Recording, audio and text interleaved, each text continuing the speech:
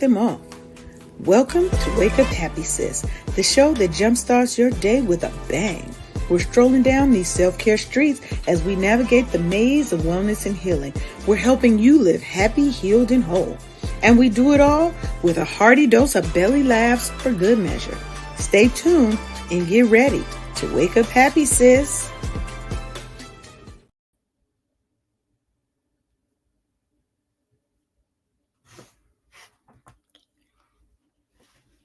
Okay, there we go. We're gonna get that mic on. Let's start with that.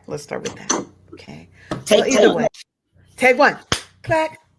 That was not a clackable moment. It was not. But we go. This is what we do. This is live. We're live. This how shit happens when you're live. Okay. We're gonna start over. Hey, booze. Hey. Welcome back to the Wake Up Happy Sis show. It's me, your girl, Leanne Dulce, your Chief Self-Love Officer and your host here at the Wake Up Happy Sis show. And I've got my fabulous co-host, Sharonda, with me. And we're broadcasting live on KCCR Cityscape Radio, where you already know, I say it every time, I'm going to say it again. We're changing the story for our people because we are always telling our story our way, unapologetic about it, okay? It's for us. For us, by us is what we do. Now, today we are trying to embark on a very meaningful journey and topic, one that really touches the core of a silent struggle that many of us face, but we rarely speak about. And sometimes we may be too ashamed or something like that to even talk about it. So, what are we talking about today? Thriving beyond survivor's guilt, also known as survivor's remorse, a journey of self-rediscovery. I mean, in this episode, what we're going to be doing is we're diving into the heart of survivor's remorse, survivor's guilt, unraveling its complexities and exploring how it can cast shadows on our success and on our self-care and our wellness routines. But more importantly, our goal here as always is to shine a light on the path to healing.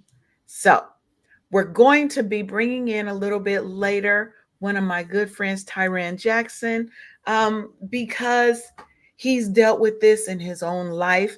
And his mission now is to help people find their resilience and their path back to healing and happiness and a feeling of being whole again. So we're going to talk to him. And, we're going to give you the tips. We're going to give you the stories where I am trying not to cry this show because I don't want to cry. But this is a topic that's close to my heart, too. So if you've ever felt tethered to a past that you're ready to move beyond, then today's episode is that light at the end of the tunnel for you, maybe. So we're going to go from guilt to gratitude, from self-sabotage to self-care. We're going to learn how to celebrate our progress, honor our struggles, and truly move from just surviving to thriving unapologetically. Because I believe it was Lisa Nichols who said, you can't take everybody with you. You have to leave some people where they are, and you can't feel sad, hurt, guilty about your success and you're moving forward and them not. That's their path that they choose to walk. You got to walk your path. So I want to talk about that. But first, we got to get the pleasantries out the way because I got to see how you doing over there. I was being patient this time. You was. I saw you. I saw you being very patient. And I was like, okay, my friend over there got patience today. I love it. Well, good morning, everybody. I have a question for you. Okay. Have you ever had a 77-year-old hot dog? I'm not doing it. You think they need to do it. I ain't going to do it. What the hell has been for 77 years, Sharonda? And why are you eating a 77-year-old hot dog? Well, today is a day of many, many, many happy birthdays to my favoriteest veteran uncle. Today is his birthday and he is 77. And the reason why he is hot dog is because back in the day he used to play softball. And back in the Mm. 70s, they used to, call it hot dogging around and stuff. And so the name Oh, okay, stuck. okay. Good morning, Morning, Tanya. Tanya. You Of know course, what? we know Tanya gonna be in the building. I'm Tanya just gonna almost, be in. real kind of fed up with her in the damn comments, and she need to quit playing and come on the damn show. I I mean, said what I said, meant what let I me said. wait. Let me help her make it easy for her to do that because What you did you know we keep that one rolling. We keep that rolling all the way down. You can all. I'm gonna put it down here so it's just ticking across the bottom the whole show. come on in the room, Everybody, Tanya? come I'm on happy Tanya in Hills. the room. Mm-hmm. In the Yeah, room. Okay, so back to hot dog. yeah. So Because he's I my was favorite. gonna say I was gonna go a whole different route with that I'm so comment, glad you didn't and today. I I'm glad didn't. you And did. you saw, I held back. I did. You had amazing restraint. I actually witnessed that today. Mhm. See, restraint and patience. Who are we? Is it too early for the next season? We are growing and glowing every day. And if Absolutely. you ain't, you need to get you some friends like us in your life. Absolutely. Absolutely. I tell you. So this guy raised me when somebody else, Did all he did was deliver the sperm. My uncle stepped in when I needed him to. And he has been my guy, my guy, my guy. yeah. And I love him so very much. This is the brother of my dearly departed mother, and today is a special day for him. And I just wanted to give him a shout out. And I, got on video chat with him this morning before the show to love up on him and stuff. And so today, and so that's how you get to have a 77-year-old hot dog. Well, happy birthday, hot dog. I ain't gonna sing because I ain't gonna hurt my own feelings on this. I will. I will. Happy Happy birthday birthday to to you. you. Happy Happy birthday birthday to to you. you. Happy Happy birthday. birthday, Happy hot birthday. dog. Happy Happy birthday birthday to to you, you. hot dog. Whoop, Yeah, whoop. I can't sing and I don't mind sharing that. Look, And I just, make a joyful noise and everything. that's it because the Lord knows my heart. He knows Absolutely. it comes I'm not from here because I can sing or can't sing. that's it. So, okay, well, that's great. Happy birthday. I hope he has us however many more he wants to have in him. Oh, You he know, living his best life. He is definitely doing it. He's well and he's healthy and good. he's the patriarch of our family. So Something is going on with our Instagram. Instagram used to have people strolling through, and now my Instagram ain't popping. What in the hell is going on? Like it was like that last week too. mm, Like no people strolling. And normally by now we got 50, 60 people strolling in over there. I don't like that. Instagram, don't play with us like this. We ain't here for that. not today, right now. Mm-mm, Not not on ever. today. Never ever. So Mm-mm. today, what we're talking about is survivor's guilt, also known as survivor's remorse. What I want to start is by playing a clip that really is what sparked this show today. Okay. Um, and it's by Mike Epps, talking about how he has survivor's remorse and how it was really um, harming him, right? And Mm. so let me set that up. I don't want to go into too much of it because I just want it to I want him to share his own truth. So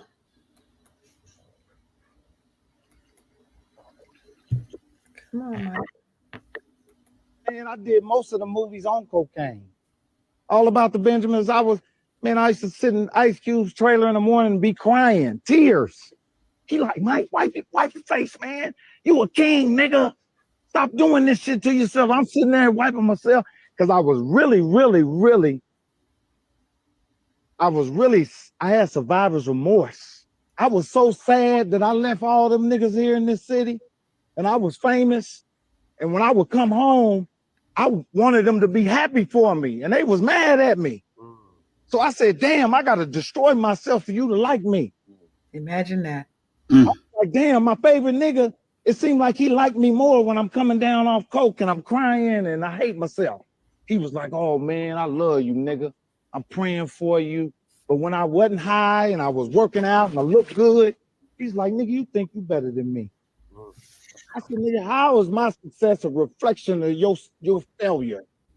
Mm. And that's what happens to the kids. They around here killing themselves, trying to fit in with somebody who's fucked up. Yes. Truth. Let me type. Now I'm a comedian. We supposed to be laughing. Hmm. I did most of the movies on cocaine. Wow. Now imagine that. Imagine that. And he said something that was so poignant to me in that was, how is my success a reflection of your failure? Man.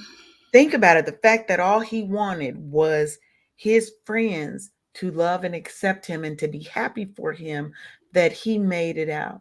But instead, it's crabs in a barrel mentality. You took it out of my mind again. That's what Mm-hmm. they want. They want you to fail. They want you to be sad. They want you to be down and destitute with them because maybe they don't have the drive, the determination, the will. Everybody has the same 24 hours in a day to make it happen. Mm-hmm. What are you doing with yours? And I'm going to clap myself on that. I'll clack it for you too. Because what are you doing with your 24 hours? Maybe 16 workable if you get in your 8 hours of sleep. What are you doing with that time? 8 hours is a luxury when you grinding as hard as I have in my life back in the day. Period. Working, school, working full-time, school full-time, young family, all of these things at the same. Hell, 8 hours? The fuck? I'm still on a 4-hour sleep schedule because that's what I was used to. Because I may have not have been married, but I had my daughter, usually my cousins, I would have them too to give my grandmother a break because their mother was addicted to drugs. So she didn't have custody of any of her kids, right? I was working 2 jobs. I was doing all this and taking care, helping with these kids when I was in college, undergrad and grad. Okay. Undergrad and grad school. Okay. I'm taking my daughter. I used to have a minivan. I had 1 child. So that was because I always had like 4 or 5 kids with me at any given time. So I'm working. That's your entourage. Yeah, that was my entourage, my little entourage. All my people in Nesby and in school knew all of the kids in my family because they were there. My daughter grew up on the campus at University of Washington. Okay. I had her when I was a sophomore in college. So she was going to school with me. I'm very proud of you for sticking it out. I can't imagine how hard it was for you, but you stuck it out and you walked that stage. I'm very proud of you. And this is the thing. But sometimes I feel I wholeheartedly feel Mike Epps in that. So let's talk a little bit about what is survivor's remorse or survivor's guilt. Okay. And what it is a feeling that arrives when you feel guilty for surviving and thriving when others around you have not, especially the people closest to you that you want to love you, to support you, to be happy for you. And it's often rooted in traumatic events, but it can also just come from outpacing your peers or your family in success. So think about MC Hammer when he made it and he tried to take his whole entourage with him. You traveling with a crew of 100 people. Was it that big? Well, it was always. It was like 100 people. He was deep. And he was paying for all these people. I feel like he was doing that because he had some survivor's guilt and he was trying to make sure that he could bring everybody with him. Lisa Nichols said it best. And I do believe with Lisa Nichols, who was like, you can't take them with you. Sometimes they are what is holding you back from reaching that next level because you're afraid to leave the people behind. That's the onset of survivor's remorse and survivor's guilt. Okay, so let's get them straight, y'all. Yeah. Survivor's guilt, we're not talking about, not necessarily at this junction, we're not talking about death. We're talking about finally making it out of the crab bowl is what we're talking about. Yes. So let's make that clear. Now of course there's some survivor's guilt with, when you throw death into the sentence and stuff, but currently right now we're talking about how Mike Epps, his success, he felt bad because of his success, because his friends couldn't get none or And so didn't he get was none. sabotaging himself. Yeah, Imagine sabotaging your own health. oh my God. When he said, I was doing most of those movies high on cocaine, and every morning I'm sitting in Ice Cube's trailer and I'm crying. Oh my God. And you've got somebody else. Luckily, he had angels around him that were not going to let him fail and were going to hold him up. And that's what your friends do for you. Your real friends, the ones who are trying to hold you down, baby, cut them off and let them go. But that's the hardest thing to do sometimes. Child. Because they will try to hit you with that you think you're better than me. No, you think I'm better than you. You think I'm better than you. All I'm out here trying to do is survive and make my mama proud and do something better in my life. I'm out here grinding, going to school, going to work, doing all these things. But I had a lot of friends who didn't make it. Right? Pick up like I've never been one of the, when I was in high school, I wasn't one of the popular kids, but I grew up with all of them. That we were all friends. It's not like I was not their friend. I just hung out with the nerds. Yeah. I hung out with the nerd. Look, I hung out with some of the strange ones. Okay. Some of the strange ones, like I had one friend, he was very strange. He was very, I'm not gonna say his name. It started with a J, but he was one of those people that he could recite pi like 3.14157 blah blah blah, but he had it to like 20 something digits, like he was one of those, right? I was always friends with the underdog, the nerds, the people that other people might shun, right? That later took over the world, right? But I knew one of my friends became a hacker and he went to prison because he hacked into the Pentagon. I ain't gonna say his name, started with a C. But if you could just use your powers for the good, though, y'all, just for good, right? But I understand the concept of survivor's guilt, because what I would do is like one of the popular girls. She was a waitress at one of the restaurants that I frequented. She was a waitress there for a short amount of time. Not a very good one. She wasn't, just honest. I go out a lot, right? She wasn't a very good one, but I overtipped her way, way, way, way, way beyond. She got 50% plus of a tip, and I don't eat cheap because I felt bad that I was at a level and it was like she wasn't. Right? So don't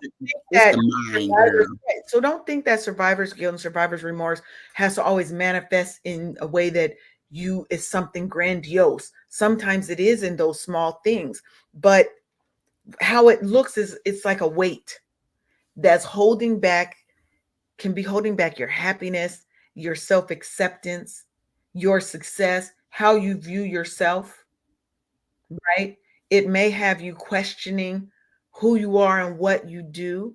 And especially for Black women, I think societal pressures, cultural expectations can definitely intensify these feelings. And I think it makes it essential for us to recognize when we're having these feelings and be able to address them head on. Oh, and I see you got somebody who just popped in the building. Let me act like I got some sense over here. No, just be yourself. You know what? You think you You see what I did there? You see what I did there? I see what you did. I see what you did. Y'all see how she over here trying to throw a little shade. That's what your friends will always do to you too. Gotta throw some shade when you trying to be out here glistening in the sun with your melanin popping. She tried to toss some shade. You're all of that. But girl, we are too old to be fitting our square peg into the round hole. Okay, ma'am. No, I agree with that. We never gonna do that. We're never Ma'am, gonna do that. I don't have the energy or the brain space to be what you see is what you get. Now, don't let this sexiness fool you. I'm older than what you'll probably think. I know you're thinking, oh, she probably only 20. Let me stop lying. But I am older than what people think. Most people don't think I'm as old, and I have lived. They never believe us. They never believe us. But we've got a special guest that I am so happy and proud that he is able to join us on the show today. So my friend Tiran Jackson is a dynamic speaker, author, and a visionary entrepreneur who isn't just a survivor. He is a thriver, unapologetically, I might add. His own profound journey, marked by personal tragedy, loss, and triumphant resilience, is a testament to the human spirit that's indomitable and will overcome anything. So I'm going to bring him up to the stage so y'all can meet him and love him like everybody that I've seen who comes into contact with him. Welcome to the show, Tiran. How are you? Good morning. Hey, Sharonda. Hey, Leanne. Hey, before we get started, can I just say one thing? Yes. Okay. Leanne, you got more sense than what Sharonda might give you some credit for. And just today. That's just right now. Okay. That's cool. Yeah, but look. I like how you had her back like that a little bit. Y'all black don't crack. None of us look as old as we are. That's a blessing. So that's it. That part. All right. I'm done. We good. Okay, so no, we just getting started. We just look. We'll be a whole fool on this show, Tiran. Hey, look, it's all good. It's all good. Just go with it. Just don't resist. Just don't hold back. You need to talk a little cuss word in there. It's okay. You could. We keep it real, raw, and honest here. If you gotta cry, because we've had criers on here. We too have been criers. We ain't afraid to get. Why are you talking about me in front of company like that? But you can shade me in front of Sharonda, we family now. Come right, on, it's all good.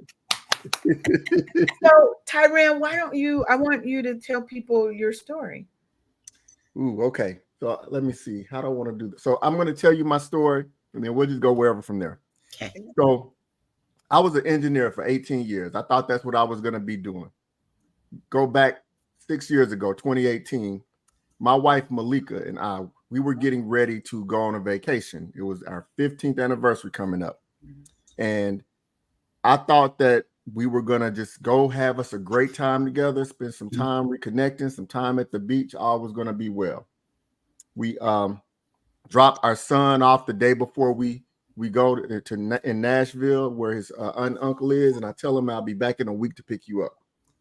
We go to the Bahamas, stay at one of these all-inclusive resorts. Everything is good. First 2 days, look, we having a time. We drinking good, eating good food, spending time at the beach and the pool, all these wonderful things.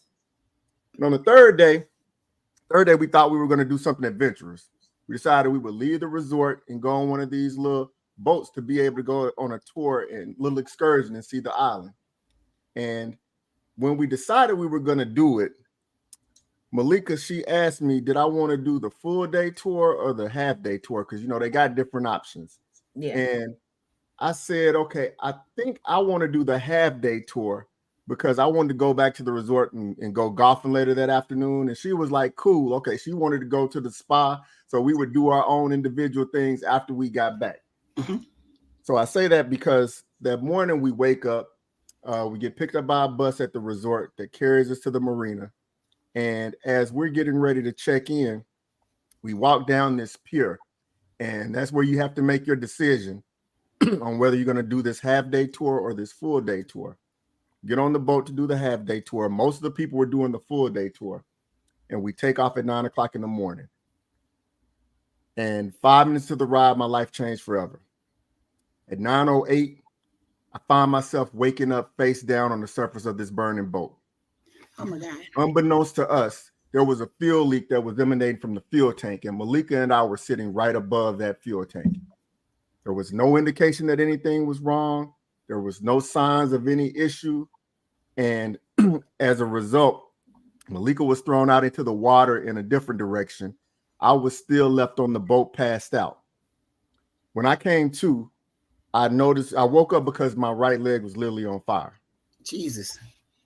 I glanced down at my left foot. I could see my ankle bone out. My left foot is just dangling, blood gushing all over the place. Now, there was that second boat that took off the same time as we did, and I could see people from that boat yelling to me, get off the boat, get off the boat.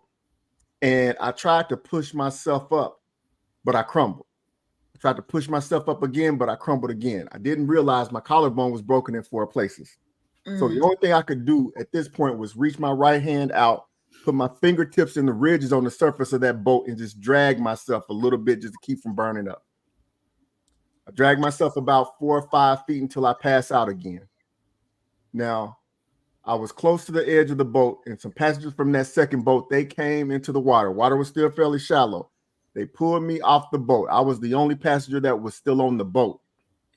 And they pulled me off, and then 3 minutes after they pulled me off, the second fuel tank exploded. Now, I'm here on this boat, and the only thing that comes to my mind is, what about my wife? Where is Malika? And there apparently was another boat that was nearby that picked her and one other passenger up that were thrown into the water, took them to shore, and they were getting an ambulance coming to pick them up and take them to the clinic. We went back to a different location on the boat that I was on. And when I got there, when we got to shore, I had to get on the back of somebody's pickup truck. They put me on a piece of plywood on the back of a pickup truck and carried me to the same clinic. When they get me to the clinic, put me on a stretcher and wheel me in, that's the first time I hear Malika. Oh, I hear her moans, her agony. I hear her suffering, and I can't do anything about it. Out of the 10 passengers that were on the boat, 3 of us were injured badly. Malika, myself, and then one other young lady. They had one doctor at this clinic. When this one doctor finally gets to me, and imagine yourself, I'm here in this clinic, and I'm trying to quiet myself as much as possible to be able to try to hear anything to give me an indication on how Malika's doing. I hear her screaming. I hear a lot of beeps, a lot of chaos. And so I'm just trying to get a feel for what's going on, and I'm praying that my wife is okay. Yeah. After a couple of minutes, the doctor finally comes to me, and I ask him, how is my wife? And he doesn't answer. He tells me that we're sending you and this one other passenger to the good hospital because we can't treat you here, and that Malika will be coming later. Okay. So now I'm feeling a little reassured. I'm starting to think, okay, well, she must not be injured as badly as I am if they're sending her later. I did notice I didn't hear her anymore, but I was just thinking that they must have given her something to, put her to sleep, sedate her a little bit. But I was optimistic, thinking that I was going to get to see her later at this other hospital. So they put me on an ambulance, drive me to the airport to get me on an air ambulance, fly me to Nassau where they got the good hospital. I go into the emergency room. I'm asking them, what about my wife? And they said, we got to put you in the surgery right now. So I go into surgery. I wake up. It's about 6 hours later. And I'm thinking to myself, when I wake up in ICU, that Malika should be here by now. So when I do come to, there's a nurse in the room with me, and she says she's going to go get the doctors. And when 2 doctors come in, I ask them, where is my wife? They look at each other confused, and they leave back out the room. And I'm thinking to myself, this is the most obvious question I could be asking right now. I knew she was supposed to be here by now. Where is she? After about 5 minutes, they come back into the room, and one of them tells me, Mr. Jackson, we hate to inform you, but your wife didn't make it. But your wife died at that clinic, and they didn't want to tell you that before they put you on this airplane and flew you here. They knew that you were going to have to go through surgery. And so here I am on what's supposed to be one of the most momentous, one of the most celebrated times of our lives. We're on vacation. We're having a good time. And now my wife is gone. I'm sorry, Sharonda. I cried myself to sleep that night because I'm in disbelief. I'm in shock. I'm physically broken. Emotionally, I'm heartbroken. spiritually, I'm mad at God. Why did this have to happen? I'm still trying to process all of this. Mhm. As I said, I cried myself to sleep that night. That next morning, I wake up hoping that this was just a bad dream, but I find myself still in that ICU, still with what's left of my left leg in a wrapped up in bandages, other parts of my body broken and covered up. And I realize I have to do something that's going to be hard as well. That Gotta tell 12-year-old boy that I dropped off, Yeah. I had to call him and tell him over the phone, son, mom and dad got in an accident and mom's never coming home again. And I have to hear him on the other end of that line. I was in disbelief when I got the news that Malika was no longer here. But for him, this is the only woman he was ever close to, his mom, the only woman he trusted. And I have to hear that news over the phone. And I have to deliver that news over the phone and have to reassure him, son, look, I know this is going to be hard. This is difficult, but we're going to get through it. And he's asking me if I'm going to be all right. And I'm lying my ass off. I'm telling him, yes, son, I'm going to be all right. Not knowing that that's going to be the case. And to make matters even worse, after we got through that conversation, later that afternoon, I found myself really coming to grips with the fact that I was about to die. As I'm laying in that bed, what they did when they operated on me was they tried to pin together what was left of my foot to what was left of my leg. And what happened was my foot got infected, and that infection started going through my body. So I laid there as I could see the EKG monitor over my head and saw my vital signs go from green to yellow to red. And at that point in time, I was really coming to grips with the fact that, God, you've taken Malika, and now I'm about to die as well. My son is going to lose both of his parents while they were on vacation. And when we start talking about this topic of survivor's remorse, remember, I'm the one who said, nah, let's not go on this full day trip. Let's go on this half day trip. So as I was having to go through this process, now a lot of things had to happen for me to still even be here today. And, you know, and that's a journey we can get deep into. But once I finally got out of the hospital and got into a place where life was going to be real again, that level of guilt, that level of pain associated with knowing that, you know, by one decision, it took the life of the woman that I love, my wife, my best friend, my rock, the mother of my child, the woman who I was building empires with. All of this was gone. Had I sat where she sat, maybe she would be here and I'd be gone.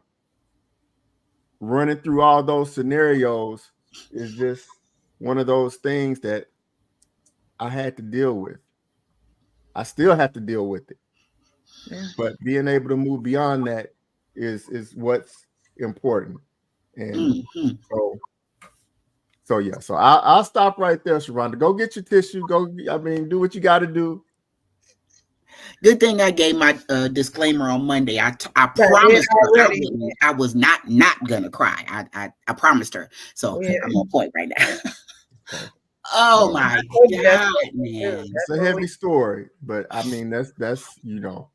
How are you doing? How is the boy? I need a silver lining. You just threw me down on the floor with that one, man. Tell me some good stuff. So I'm gonna tell you some good stuff. So I'm gonna tell you what this has done to me. Take you back. So when I was in the Bahamas in the hospital, they ended up taking me. Basically, I got confiscated from the hospital in the Bahamas. They weren't doing anything but giving me tramadol to deal with the pain, but they weren't treating the infection. So I was on the verge of dying there. Tramadol? That's a Band-Aid. That's, I think, maybe what they give the military. Tramadol. Yeah. So Now, there was a level 1 trauma center in Fort Lauderdale, Florida that saw what happened. This was international news. They said, we're going to try to do what we can to make sure that we can at least save him.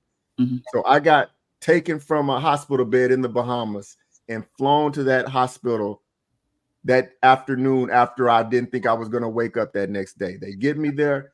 They say that they have to do whatever they can to make sure that I can survive. Now, by now, my mom and my sister had gotten down there to Florida and all. And so they were hoping that I could still make it. They told my family if I would have been in the Bahamas 2 more days, for sure I would have been dead. 1 more day, I probably would have been dead. And they put me in emergency surgery, and they did what they needed to do. They had to take my leg below the knee in order to keep the infection from spreading any further. Over the course of the next couple of days, I went through 8 surgeries in 4 days. I had a broken right foot, 3rd-degree burns on my right leg, a fractured pelvis, a fractured vertebrae, bruised ribs, broken collarbone. And I was in and out of consciousness 5 times in the midst of this whole everything happening. I had to go through short-term brain damage where I couldn't have short-term memory loss for about 6 months after all this was over with. I went through a lot physically, but wait, stop. I am so glad of that phrase. We don't look like what we've been through. That's right. Look, I look good compared to what I've been through. So I'm You Yes, you do. Yes, you you saw do. me at my worst. You see me now. Whoa. So, but My gosh. But I went through tremendous physical trauma, and that was nothing compared to the emotional pain that I had to go through. And then keep in mind, I had to still try to be there for a 12-year-old son who was emotionally, mom and dad were just supposed to be gone for a week. Right. And so to have to come back to the reality that she's never coming back. And look, kids, they don't know how to deal with death and grief. They don't give condolences. They say, "I'm sorry your mom died." And that's just a trigger that just gets, so, that's one of those things where, I had to learn how to navigate that on top of everything else. But going back to where I was, the day after I went through 5 surgeries in 1 day, God spoke to me very clearly. I already knew it. I knew it was coming. I knew it was coming. What he told me was that, one, that it was Malika's time to come home. Yeah. And that, I needed to at least try to get to a place of coming to peace with that. I wasn't ready to accept it, but I had to try to at least listen to that. He told me that if he wanted to, he could have taken me 3 different times. He could have taken me when that boat exploded. He could have taken me when my vital signs went from green to red. He could have taken me that day before, because when I went through all those additional surgeries, I was still very unstable. And so that could have happened. He told me that I was intended to not just survive through this, but to thrive as a result of it. Like, he ain't got time to hold no punches. He's like, if you really, really want to be serious about this, I could have took you 3 times, bro. 3 times. Yep. What he told me that resonated was that I needed to choose to be resilient. Yeah. Be resilient. That was the message that was, you have no choice. Clear. And at that point in time, I didn't know enough about resiliency to I know you go through stuff, you bounce back from it, people, whatever, but no, it's much deeper than that. Yeah. And what he made clear to me, he told me that the life that I had before that's come to an end, that's no longer going to be what I was. That life as an engineer, that being, the husband and, father, and having, taking care of them through my job as an engineer was not going to be my purpose and my method going forward. That there was a bigger purpose for me. And that even though it wasn't going to be clear to me at that point in time, it was not going to be the same as what it was. How could it be? I accept that the better off I'm going to be. But he said I could either be in pity for myself, or I can keep going. That their resiliency was going to help me. Is that the obstacles that I faced at that point were nothing compared to the obstacles I was going to have to face afterwards. Yeah. And that's where choosing to be resilient was going to be critical and important. Yeah. So that was where things started to change, even though I had no hope at that point in time. I was laid up in a hospital bed. I did realize I was going to survive, but I didn't know what that life after was going to look like. So I was still heartbroken, still, dealing with anxiety. I had to go through some severe grief, having to come to grips with the fact that my wife is no longer here. The doctors told me I wouldn't probably walk again with a prosthetic until about 8 or 10 months. And if I did, it wouldn't be normal. So, all of these were things that, I was afraid of, I was concerned about. And then, like I said, I lost my best friend. I lost the person who I thought I was going to be with. Yes. And so it was a lot. It was a lot. I went through a lot. But in the midst of this journey of finding that resiliency and implementing that resiliency in my life, it's taught me different lessons on how to deal with challenges and obstacles that we face. And that there is so much that certain small things that we shouldn't stress over nearly as much, and other areas in which we need to make sure that we are able to use those issues to create positive change and growth within us, and to be able to accept that and apply it and impact others through that. So that's what led me to be able to move forward. I can gladly say now, my son is 18. He's about to graduate from high school. He is one of the most emotionally strong young men I've ever come across. Our relationship was great before then, but as you can imagine, it grew closer and closer over the years and all. Being able to learn who I truly was. The person that I was when Malika and I got married was not the same person I was right after that accident. When you got that person you bond with and everything, that's your person. He went with her. What's that? He went with her. Went with her. The things that we used to do, the things I used to like to do were the things we did together. And that's sort of it. And that person, when she left, I was here with the identity crisis. Yeah.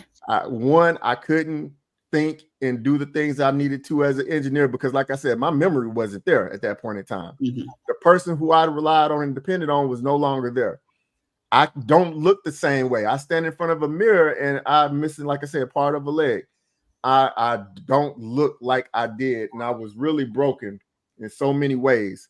But in going through this journey, it created a time for me to rediscover who I was. I learned how to be vulnerable in ways. I learned how to ask for help.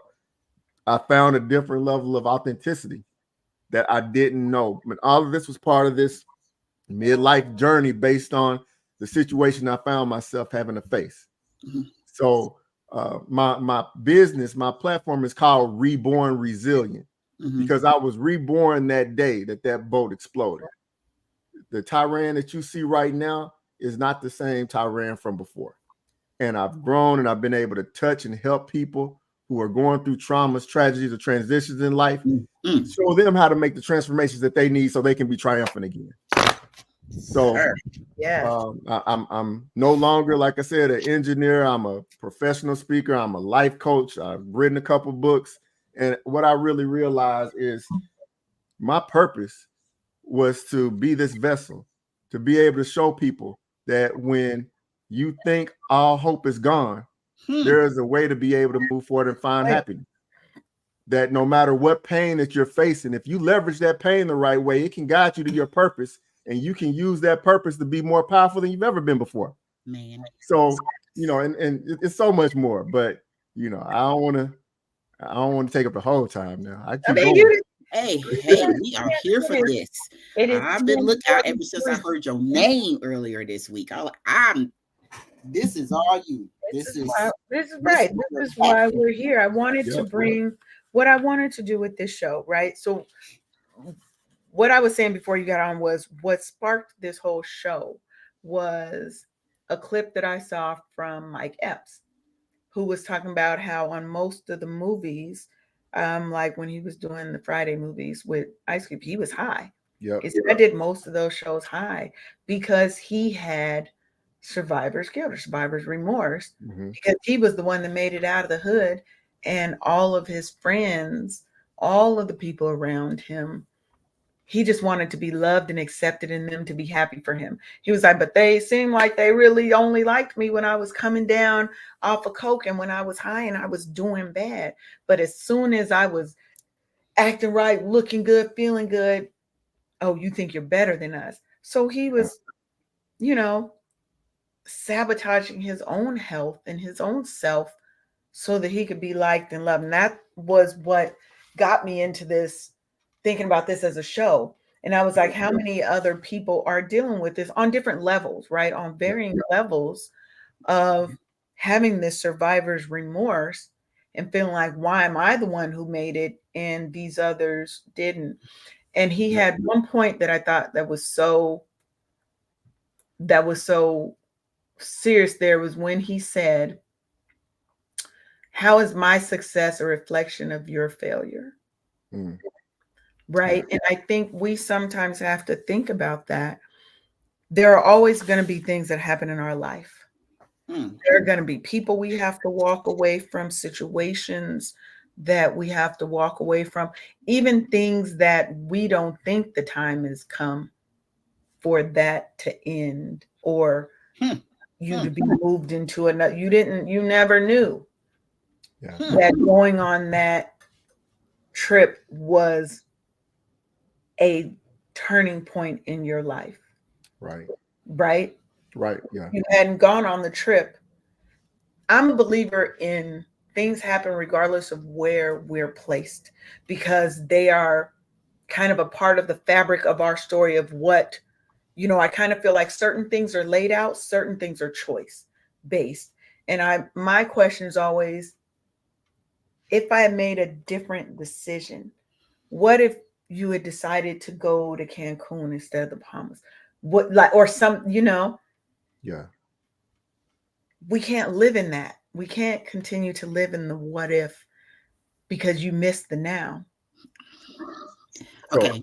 My Okay. question to you, Tiran, did you love your wife and give her flowers every single day of those 15 years?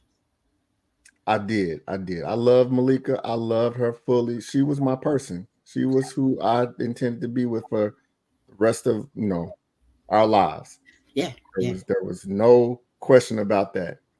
So the reason why I asked that is because one of my dear friends passed away years ago, and it was an interracial friendship, right?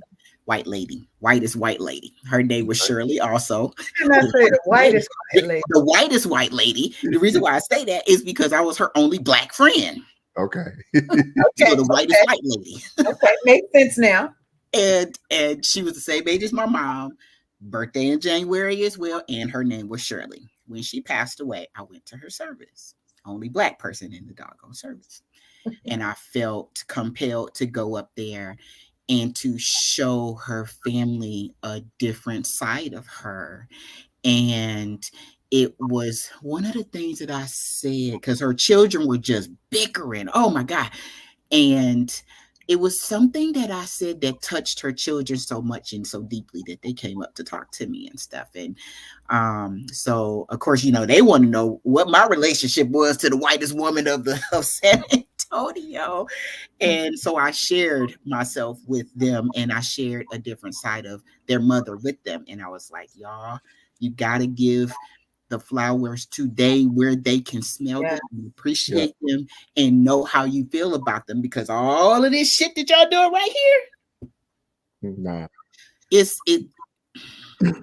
that's not what she was about. She was such an awesome lady. She treated my son as if that was one of her grandkids.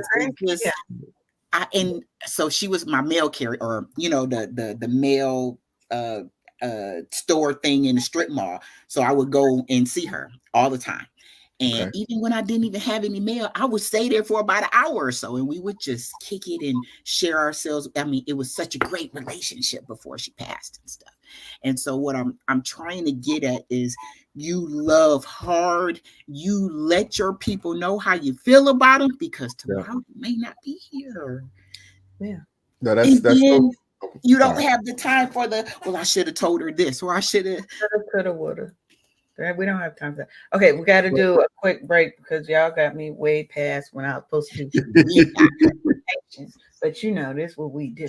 So you are tuned in to the Wake Up Happy Sis show on KCCR Cityscape Radio, where we are changing the narrative for our people because we're always telling our story our way. We'll be right back after this commercial. Hey, sis.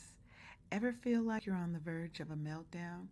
Are you overwhelmed from juggling your job, your family, and trying to fit in me time, but seriously dropping the ball on that last one? Guess what? You're not alone. Introducing the Burnout Recovery Kit. It's your 14-day lifeline to go from burnt out to lit up.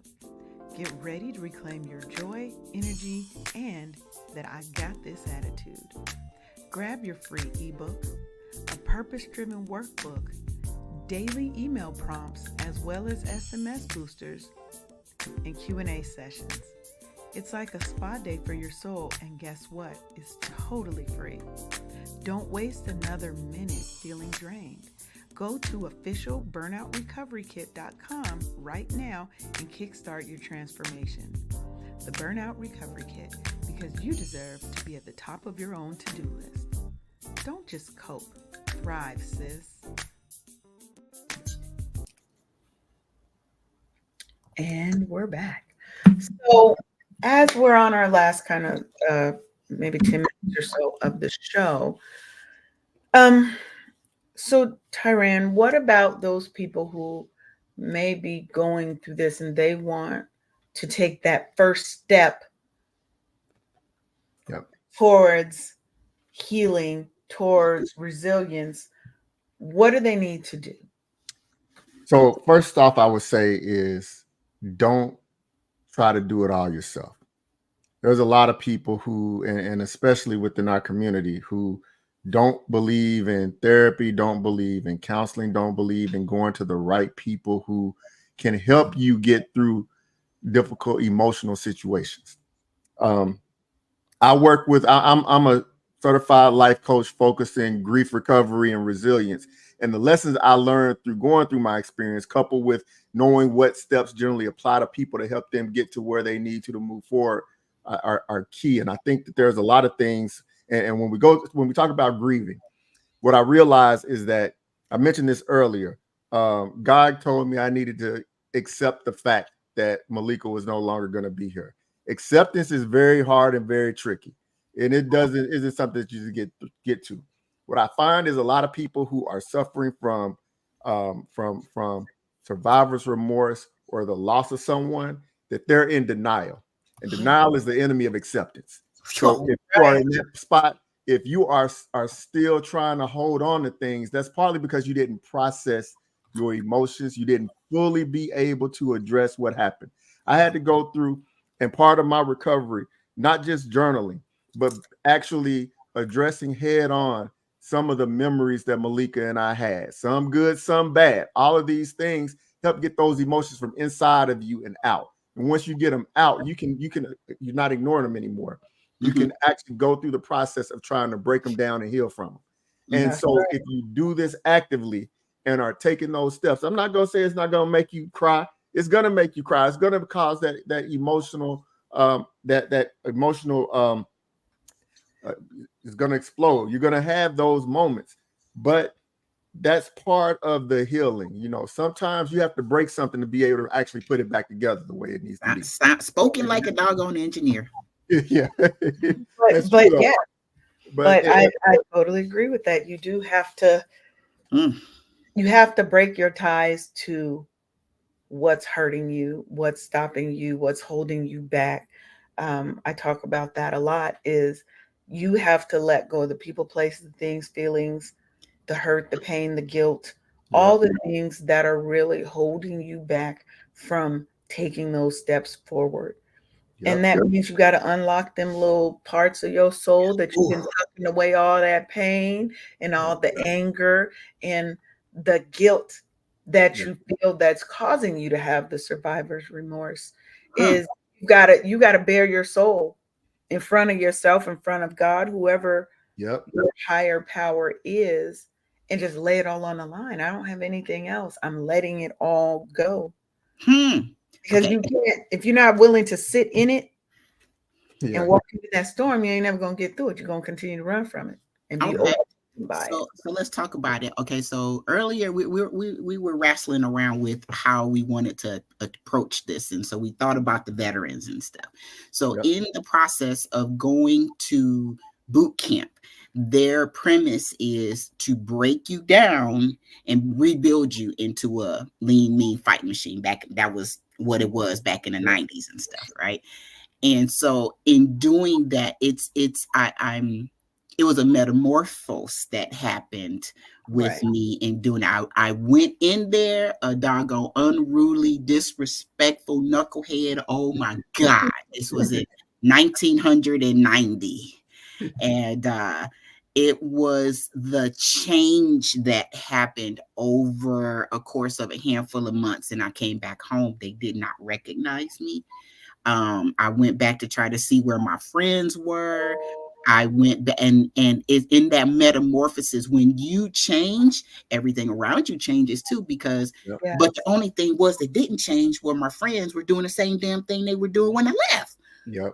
So Yep. it's like, so we're talking Mhm. about leaving a part of you behind, and that part of you behind is went with the people, stayed with the people that weren't doing anything when I went back after basic training and stuff. So everybody treated me different because I was different and stuff. Like you said, when something is pulled away from you, or you're broken, you're like the engineer, you're broken into pieces, and then when you get put back together, bigger, stronger, faster. Okay, I'm dating myself.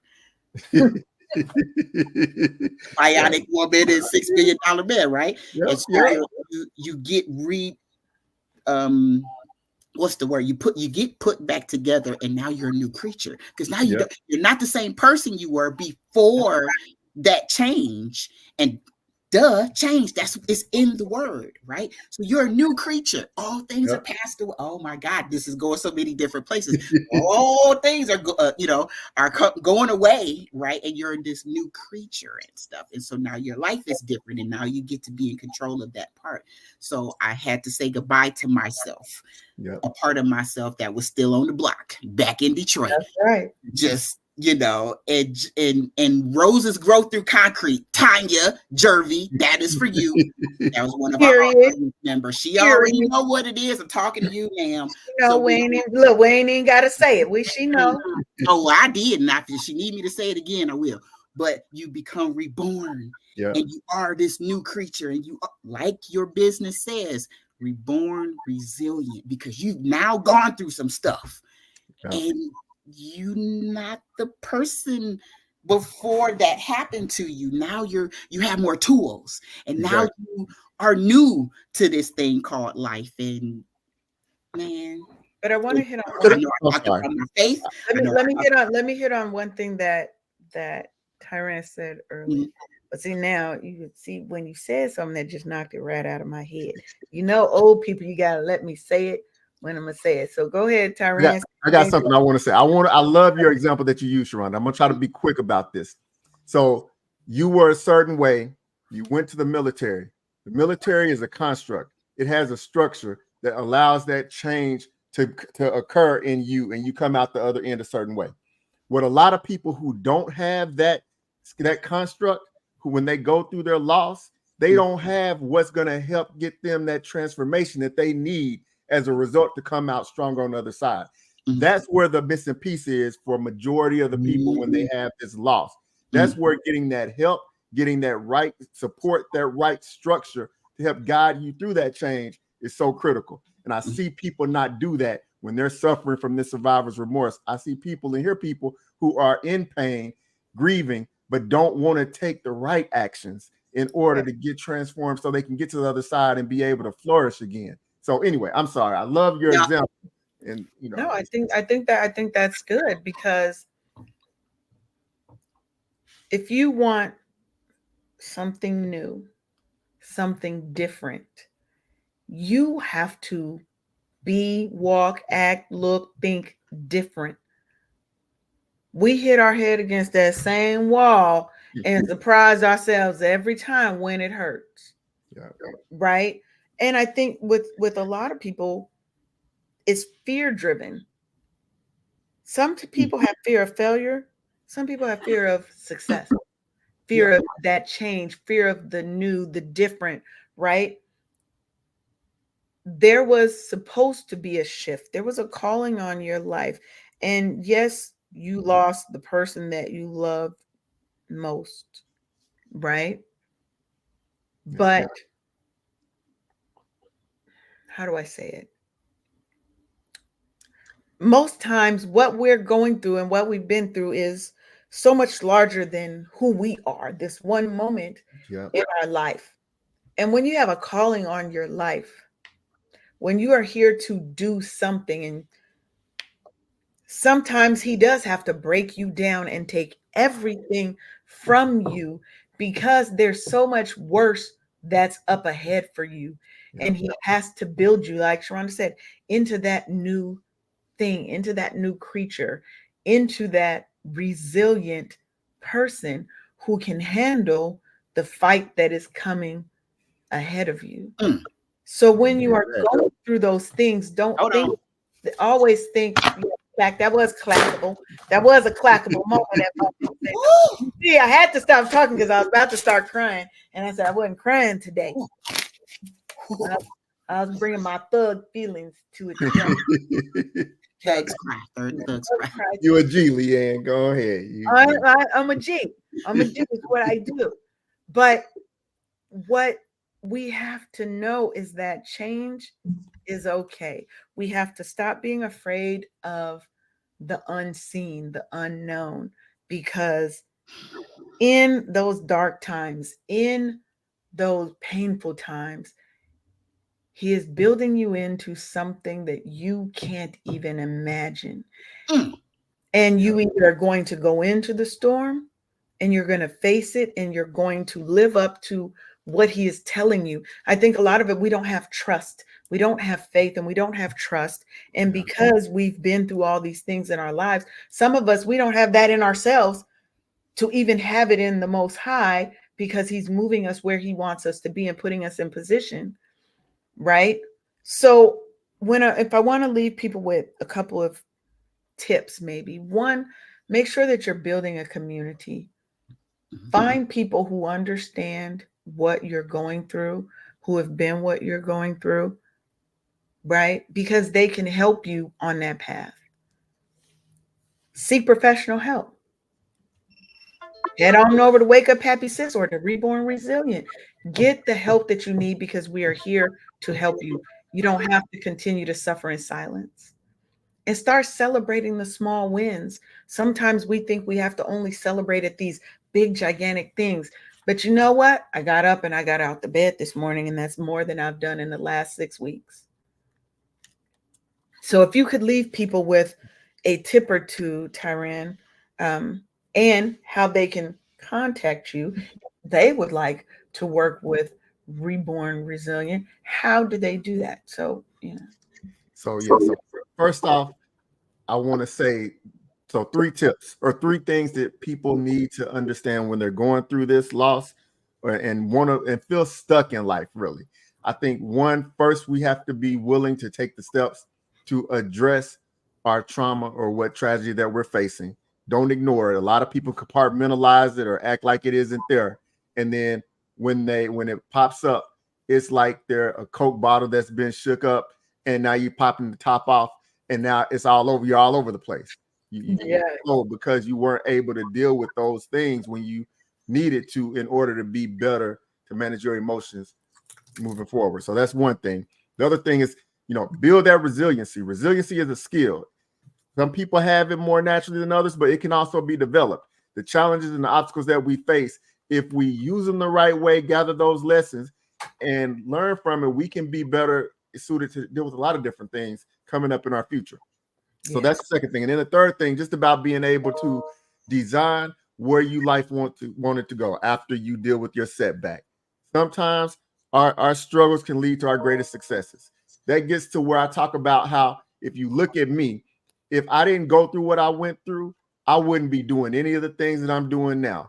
And that's part of the beauty of looking at, when you were talking about the silver lining, I reach out and I touch more people now than I ever would have. I've changed more lives than I ever would have. I didn't realize this level of fulfillment in doing that. And that's where my purpose truly is when I was working behind a desk as an engineer. These are the things that come from learning who you are, finding your purpose, and being able to design the life that you're looking for when you can take those right steps. So anyway, those are the 3 steps in which I work to help people through my platform, Reborn Resilient. And for those who want to reach out to me and find me, the easiest way is to go to rebornresilient.com. You'll see a little bit about my speaking. You can book a session with me. You can find out more. But if you go ahead and leave your information, I can reach back out to you and we can discuss where you may be and what steps you need to take to regain control of your life.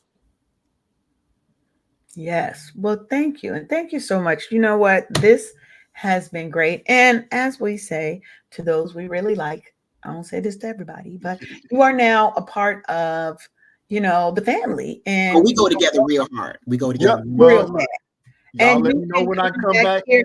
You come back anytime you want. Sharonda, Sharonda was a guest that never left, Tiran. She was a guest who never left. She came and I gave the spiel because she has you see her personality. And I was like, oh, you're part of the family. You can come back. She was like, I could come back next time. I could just stay.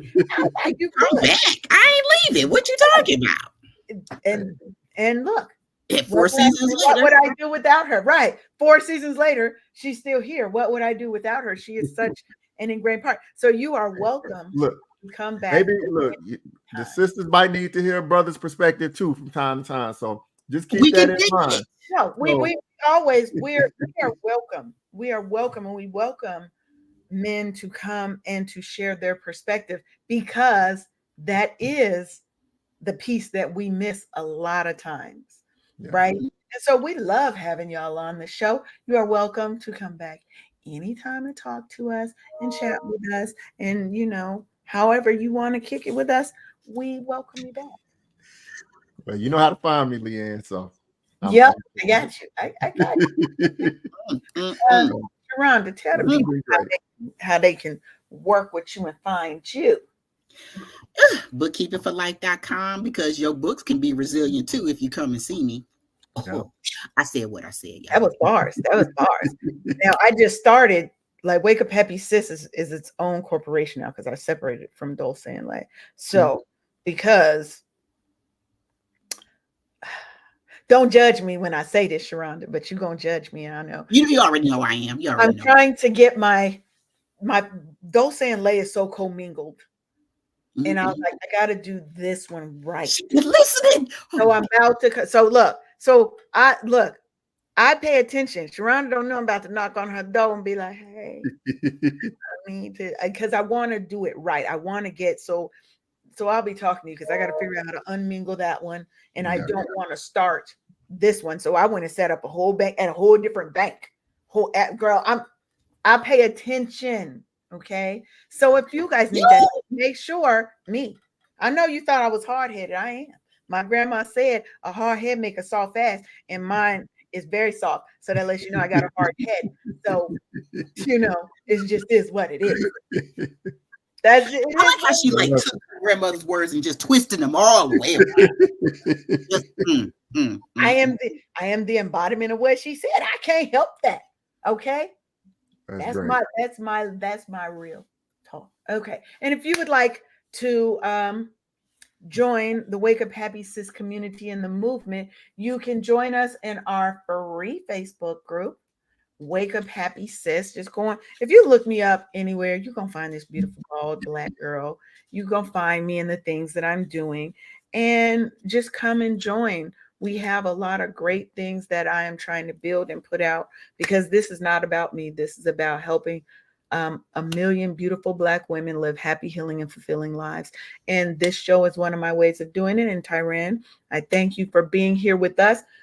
Look what time it is, Sharonda. You see the time, right? You see that? It's only 11:09. Normally, we ain't even out here till 11:30. But we make an effort to get our stuff together, and we feel if it's less than 10 minutes, we are on time still. Okay. So, with that, I want y'all to have the day that you are meant to have, because while you may not be able to control things that happen to you, you can control how you respond. I love y'all, and we will see you back in a couple of weeks, because we're working on season 8, baby. So we got a lot of new hotness coming for you. this next season. So definitely make sure you keep it locked and tune into the other shows on Cityscape Radio, and head on over to brownstoneworldwide.com. You can find out about our new personalities, because we have some new on-air personalities coming, some new shows, new hotness. So keep it locked right here, and we will see you next season. Bye-bye. Thank you for tuning in for another episode of Wake Up Happy Sis